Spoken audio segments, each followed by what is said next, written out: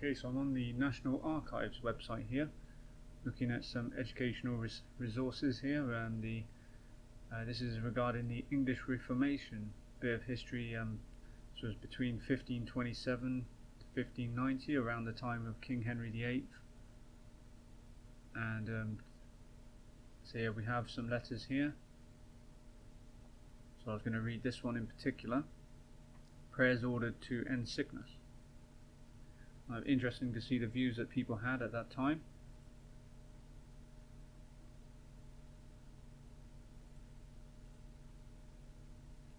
So prayers ordered to end sickness. This letter was written by King Edward VI to the bishops on the 18th of June 1551. This is the reference number for the document. So it explains here that regarding the letter, since at least the 9th century, monarchs had ordered petitionary prayers to be said in the event of national disasters, such as bad weather or plague, as well as for man-made reasons such as war. And people believed that all events, great and small, were ordered by divine providence, and they believed that God had determined everything that would happen at the point of creation. So they had quite interesting views back then, probably very different to today. So in this letter here, King Edward VI actually orders the bishops to organise prayers to end the sweating sickness, and this was a disease back then that spread very quickly and acted much faster than the plague. Around 15,000 people died of the sweat in 1551, including the 2nd and 3rd Dukes of Suffolk. There is a transcript here of the whole letter. The letter here I've zoomed into the right, and this was written in Middle English, and it can be quite tricky to follow. But what I'll play the audio transcript and try to follow the writing. So I'll just play that now. So it's from Edward VI to the bishops, 18th of June 1551. So Edward VI was King Henry VIII's son, and this is around the Tudor era, so just before Queen Elizabeth I, and just after Henry VIII this letter would have been written.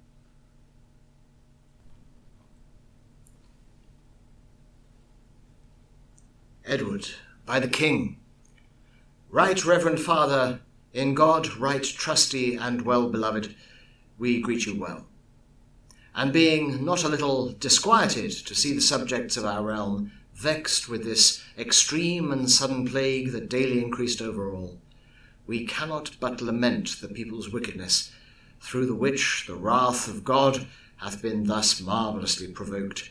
For the more we study how to instruct them in the knowledge of God, and of his most holy word, that consequently they might follow and observe his laws and precepts, so much the more busy is the wicked spirit to alienate their hearts from all godliness, and his malice hath so much prevailed, that because the people are become, as it were, open rebels against the divine Master God, after one plague hath sent another, and another, increasing it so from one to one, till at length, seeing none other remedy, he hath thrown forth this most extreme plague of sudden death.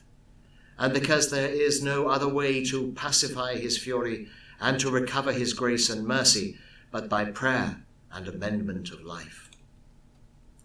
Considering the cure and charge committed unto you, we have thought good to call upon you to use all diligence possible throughout your whole diocese, as well as by yourselves, as by good ministers, to persuade the people to resort more diligently to common prayer than they have done, and there not only to pray with all their hearts in the fear of God, as good and faithful men should do, but also to have a better regard unto their living, and specially to refrain their greedy appetites from that insatiable serpent of covetousness, wherewith most men are so infected that it seems each one would devour another without charity or any godly respect to the poor, to their neighbours, or to their common wealth, for the which God hath not only now poured out this plague upon them, but also prepared an other plague, that after this life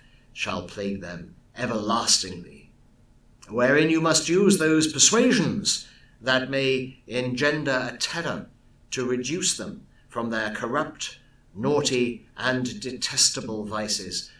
But as the body and members of a dull or sick head cannot be just or apt to do well, so, in particular, ministers of the church have been both so dull and so feeble in discharging of their duties, that it is no marvel though their flocks wander, not knowing the voice of their shepherd, and much less the voice of their principal and sovereign master. We trust ye are none of those.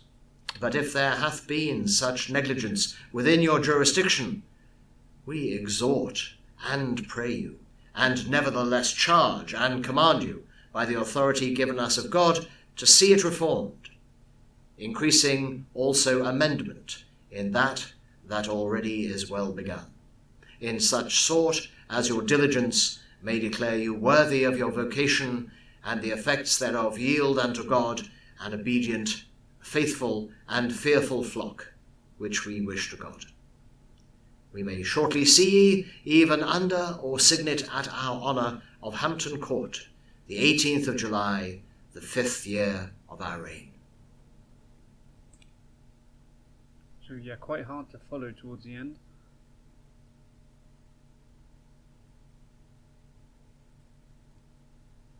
Okay, so letter here,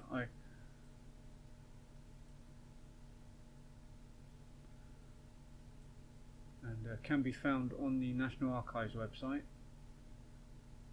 Prayers ordered to end sickness.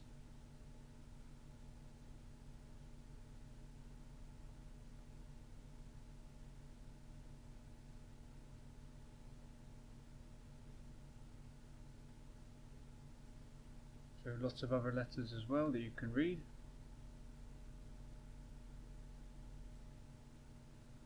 Some more difficult to read than others.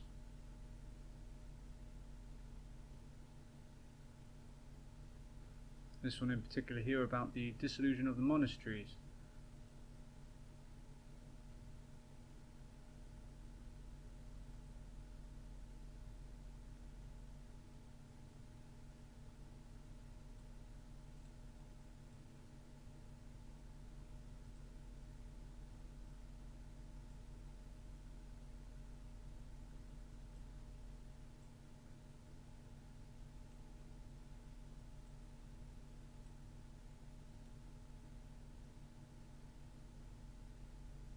So this letter here from Richard Leighton to Thomas Cromwell, 1535, and this was earlier than that letter that I was just reading.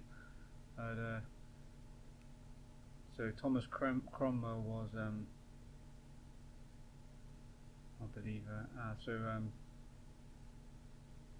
yes, it explains here, Richard Leighton, Dean of York, was one of Cromwell's most important agents in assessing monasteries before their dissolution. And this letter comes from Leighton's tour of the south of England, covering Gloucestershire, Somerset, Worcestershire and Wiltshire. So under Henry VIII, he was Henry VIII ordered the dissolution of monasteries across the country, and this letter was an assessment of one of the monasteries, reporting back to Thomas Cromwell. An interesting letter. I'll just play this one. It may please your goodness to understand that we have visited Bath, where, as we found the prior a right virtuous man, and, I suppose, no better of his cure, a man simple and not of the greatest wit, his monks worse than I have ever found yet, both in buggery and adultery, some and of them having 10 women, some 8, and the rest so fewer. The house well repaired, but £400 in debt. At Farley Cell to Lewis, the prior had but 8 whores, and the rest of the monks some 4, 3, 2, as they might get them. Their wills was good. The truth is a very stew, and much buggery both there and at Lewes, and specially there the sub-prior, as appeared by the confession of a fair young monk, a priest late sent from Lewes. I have matter sufficient here found, as I suppose, to bring the prior of Lewes into great danger, si vera sintque narantur.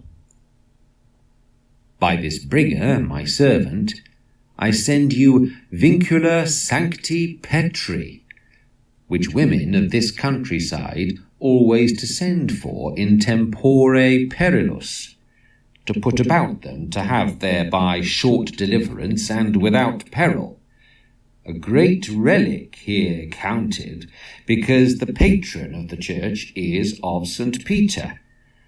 Judge ye what ye list, but I suppose the thing to be a very mockery, and a great abuse, that the prior one Lammas day should carry the same chain in a basin of silver in procession, and divers monks to kiss the same, post-evangelists, with great solemnity and reverence, having therefore no manner thing to show how they came first unto it. Neither, having thereof in writing, ye shall also receive a great comb called Mary Magdalene's comb, St. Dorothy's comb, St. Margaret's comb, the least they cannot tell how they came by them, no other hath anything to show in writing that they be relics. Whether ye will send them again or not, I have referred that to your judgment, and to the king's pleasure. Is this the other letter? Which I think I'm not really understanding it fully, but I believe it's like a letter perhaps regarding the confiscation of relics.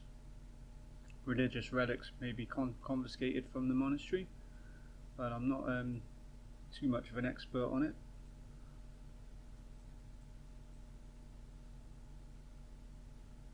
Some of the writing is quite interesting, so the way prior is written. And then I also noticed that it's down here, prior, but there are letters missing and a little dash at the top. I was reading, I think they used to omit letters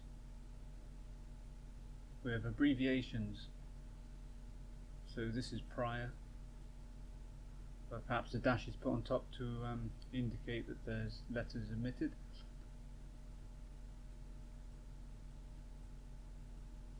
So this letter is an assessment of a monastery, I suppose, reporting bad things that they believe to be going on at the monastery, maybe in order to cause problems for the monastery or to close the monastery down. But say they pretty much explain in good. They explain much better on the website, and you can find more research as well in different places.